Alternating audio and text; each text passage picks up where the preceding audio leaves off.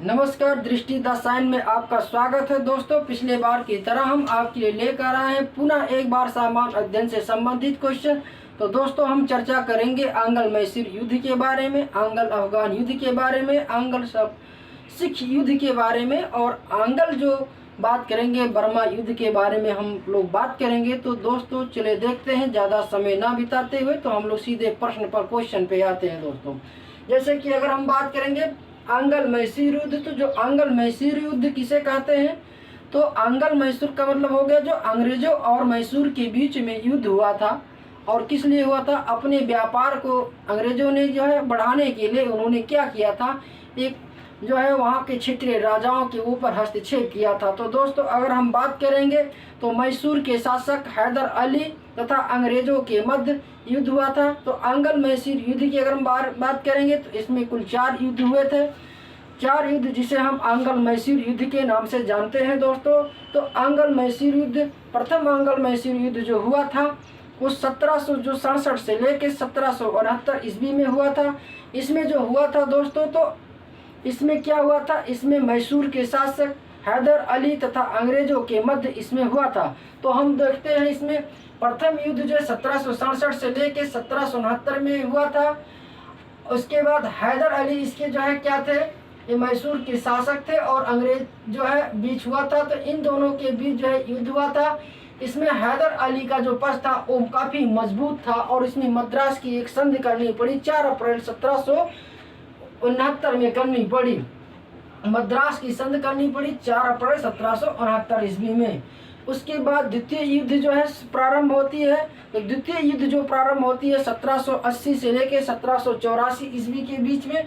तो दोस्तों अगर हम इसमें बात करेंगे 1780 से 1784 तक युद्ध चला था। इसमें हैदर अली ने अरकाड को जीत लिया था। इसमें हैदर अली ने 1780 में किसको जीत लिया था? अरकाड को जीत लिया था। किसने जीता था? हैदर अली ने जीता था। और उसके बाद अगर हम बात करेंगे तो यहाँ पर अंग्रेजों की तरफ से एक आयरकूट थे। तो आयरकूट के शासक ने आयरकूट ने पोर्टनोवा में हैदर अली को पराजित कर दिया। आयरकूट ने पोर्टनोवा में हैदर अली को पराजित कर दिया और वो कब किया था? 1781 में किया था। अगर हम बात करेंगे हैदर अली की मृत्यु जो है 7 दिसंबर 1782 में हो गई थी। हैदर अली की मृत्यु कब हुई थी? 7 दिसंबर 1782 में हो गई थी। उसके बाद हैदर अली के हाथों से जो है सत्ता जो है किसके हाथों में चली गई थी? उनके बेटे टीपू सुल्तान के हाथों में चली गई थी। उन्होंने पूरा नेतृत्व संभाला। टीपू सुल्तान के बारे में कहा जाता है ये जो है इनकी वैदेशिक मामले, उनकी कूटनीति, इनकी राजनीति बहुत निपुण थी। अगर हम बात करेंगे तो अपने कूटनीति और रणनीति राजनीति से इन्होंने लड़ना शुरू किया। उसके बाद टीपू सुल्तान ने संभाला और वहाँ पर जो है उसके बाद खूब लड़ाइयाँ हुई। लड़ाइयाँ होने के बावजूद भी जो है वहाँ पर बात ना बन पाई। तो वहाँ पर एक मंगलोर की संधि होती है। तो मंगलोर की संधि होती है 1782 में। अगर हम बात करेंगे तृतीय युद्ध के बारे में तो आंग्ल मैसूर युद्ध, तृतीय युद्ध के बारे में बात करेंगे तो 1790 से लेकर 1792 में हुई थी। अंग्रेजों की तरफ से लॉर्ड कॉर्नवालिस थे। अंग्रेजों की तरफ से लॉर्ड कॉर्नवालिस ने टीपू को क्या कर दिया? पराजित कर दिया। यानी लड़ते लड़ते जो है लॉर्ड कॉर्नवालिस अंग्रेजों की तरफ से नेतृत्व कर रहे थे और मैसूर के जो शासक टीपू थे उनको जो है पराजित कर दिया। उसके बाद 1792 में श्रीरंगपट्टनम की संधि करनी पड़ी। श्रीरंगपट्टनम की संधि करनी पड़ी, टीपू सुल्तान को करनी पड़ी। उन्होंने अपनी कूटनीति से एक संधि अपना ली। तो श्रीरंगपट्टनम की संधि कब होती है? 1792 में होती है। परीक्षाओं की दृष्टि से बहुत महत्वपूर्ण है। उसके बाद यह युद्ध समाप्त हो जाता है। संधि का मतलब किसे कहा जाता है? संधि एक समझौता होता है। जब 2 पक्ष लड़ाई करते हैं और उसमें बात नहीं बन पाती है तो उन दोनों पक्षों में क्या कहा जाता है कि आपस में जो है मतलब कोई ना कोई एक रास्ता निकाला जाए जिस पर लड़ाइयाँ ना हो। तो इस तरह से अंग्रेज भी बहुत चालाक थे और टीपू सुल्तान भी बहुत चालाक थे। तो इसलिए वहाँ पर श्रीरंगपट्टनम की संधि 1792 में करनी पड़ी। उसके बाद चतुर्थ आंग्ल युद्ध शुरुआत होती है 1799 में शुरू होती है। तो अंग्रेजों की तरफ से लॉर्ड वेलेस्ली थे। अंग्रेजों की तरफ से जो नेतृत्व संभाल रहे थे लॉर्ड वेलेस्ली संभाल रहे थे।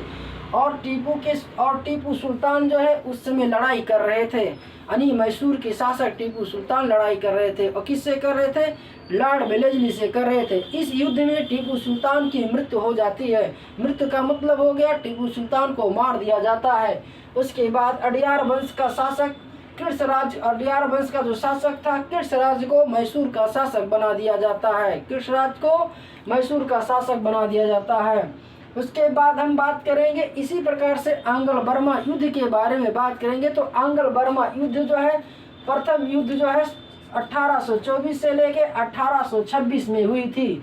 अंग्रेजों के तरफ से लॉर्ड एम हर्स्ट थे और उसके बाद खूब युद्ध चली। इस युद्ध में एक संधि करने विवश हो गए। वह संधि थी यंदाबू की संधि। क्वेश्चन में आ जाएगा कि यंदाबू की संधि कब हुई थी? तो 1824 और 26 के बीच में 1824 में हुई थी। अंग्रेजों को अराकान, असम और मणिपुर तनासरीन मिल गया था। कब मिल गया था? अंग्रेजों को अराकान, असम, मणिपुर तनासरीन मिला। इस संधि में समझौता करना पड़ा कि अंग्रेज क्या समझौता करना पड़ा कि आपको अराकान और असम का क्षेत्र और मणिपुर और तनासरीन का क्षेत्र आपको दे दिया जाता है और यहाँ पर युद्ध समाप्त हो जाता है। उसके बाद अगर हम बात करेंगे तो द्वितीय आंग्ल बर्मा युद्ध के बारे में बात करेंगे तो द्वितीय आंग्ल बर्मा युद्ध 1853 ईस्वी में होता है। उस युद्ध में दक्षिणी बर्मा को तथा रंगून पर अंग्रेजों का अधिकार हो जाता है। कैसे हो जाता? खूब लड़ाइयाँ होती है। उसके बाद जो है यहाँ पर अंग्रेजों ने उसको विजित कर लेता है। अंग्रेज जो है दक्षिणी बर्मा तथा रंगून पर अंग्रेजों ने अधिकार कर लिया। अंग्रेजों की तरफ से उस समय जो नेतृत्व संभाल रहे थे लॉर्ड डलहौजी संभाल रहे थे। उसके बाद युद्ध समाप्त हो गया। उसके बाद तृतीय आंग्ल बर्मा युद्ध शुरू होता 1850 ईस्वी में। कब शुरू होता है? तृतीय युद्ध 1885 युद्ध में होता है। उस समय दक्षिण बर्मा पर अंग्रेजों द्वारा विजित कर लिया जाता है। उसके बाद बर्मा के उत्तरी क्षेत्र पर अंग्रेजों के द्वारा जीत लिया जाता है। इस प्रकार से पूरे बर्मा पर जो है उनका एक साम्राज्य स्थापित हो जाता है। उस समय जो अंग्रेजों की नेतृत्व कर रहे थे लॉर्ड डफरिन कर रहे थे। कौन कर रहे थे? लॉर्ड डफरिन कर रहे थे। अगर हम बात करेंगे आंग्ल अफगान युद्ध के बारे में बात करेंगे तो आंग्ल अफगान युद्ध में अब इसी तरह से आंग्ल अफगान युद्ध हुआ था। कहने का मतलब अंग्रेजों और अफगानों के बीच युद्ध हुआ था। उस समय कब हुआ था? 1839 से लेके 1842 ईस्वी में प्रथम हुआ था। उस समय अंग्रेजों के तरफ से लॉर्ड ऑकलैंड थे और उस समय अंग्रेज क्या हो गए थे? असफल हो गए थे। उस समय अंग्रेज असफल हो गए थे और दोस्त मोहम्मद जो है नया अमीर हो गए। इसके बाद द्वितीय आंग्ल अफगान युद्ध के बारे में अगर हम बात करेंगे तो 1878 ईस्वी से लेके 1880 ईस्वी के बीच शुरू होता है।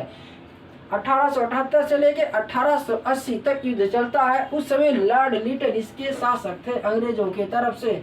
फिर अंग्रेज असफल हो जाते हैं और अब्दुल रहमान जो है नया दोस्त यानी कि नया अमीर हो जाते हैं।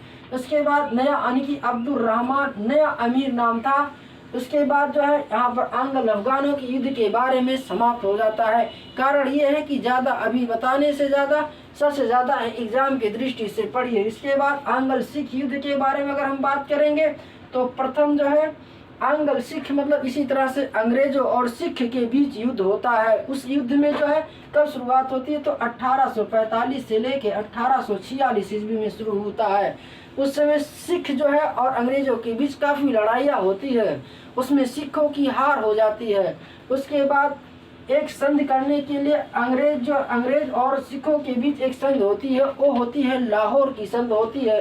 लाहौर की संधि के समय उस समय अंग्रेजों का जो नेतृत्व कर रहा था और लॉर्ड हार्डिंग कर रहा था। कौन कर रहा था? अंग्रेजों की तरफ से लॉर्ड हार्डिंग कर रहा था। प्रथम युद्ध यानी आंग्ल प्रथम सिख युद्ध जो हुआ था 1845 से लेके 1846 ईस्वी में हुआ था और सिख पराजित हो गए थे। उसके बाद लाहौर की संधि करना पड़ा था और किसके द्वारा? लॉर्ड हार्डिंग के द्वारा करना पड़ा था। उसके बाद अगर हम बात करेंगे आंग्ल सिख द्वितीय युद्ध के बारे में अगर हम बात करेंगे तो उसमें आंग्ल द्वितीय सिख युद्ध के बारे में बात करेंगे तो 1848 और 1849 तक चला था। इस युद्ध में पूरे तरीके से सिख साम्राज्य को समाप्त कर दिया गया, यानी कि सिखों को पूरे तरीके से समाप्त करके अंग्रेज अर्थात लॉर्ड डलहौजी उस समय उसका नेतृत्व कर रहे थे और उन पर विजित करके उनको यहाँ से सत्ता से बाहर कर दिया। इस प्रकार से दोस्तों एग्जाम की दृष्टि से देखा जाए तो इसके जो डेट है, कब प्रथम युद्ध कब हुआ था, द्वितीय कब हुआ था, ये सब सारे क्वेश्चन को हम लोग इस वीडियो में देखेंगे, याद करेंगे। उसके बाद इसकी जो संधियां हुई थी उसके बारे में ध्यान से देखेंगे और पेन और कापी लेकर बैठ करके इसको नोट करके जो है तैयार कर लीजिए, जो आगामी सभी परीक्षाओं में पूछे जा सकते हैं। इसमें से कोई भी एग्जाम में पूछा जा सकता है, निश्चित ही ये पूछा जाएगा। अगर ये वीडियो आपको दोस्तों पसंद आया हो तो इसे लाइक करिए, अगर और साथ में अपने दोस्तों तक पहुंचाइए, अधिक से अधिक शेयर करिए, उनको भी लाभ हो। इस समय कोरोना वायरस के कारण बहुत सी पढ़ाइयाँ नहीं हो पा रही है। तो दोस्तों आगामी एग्जाम जो है UP PCS, UPSC, RO, ARO सभी परीक्षाओं के लिए महत्वपूर्ण है। धन्यवाद।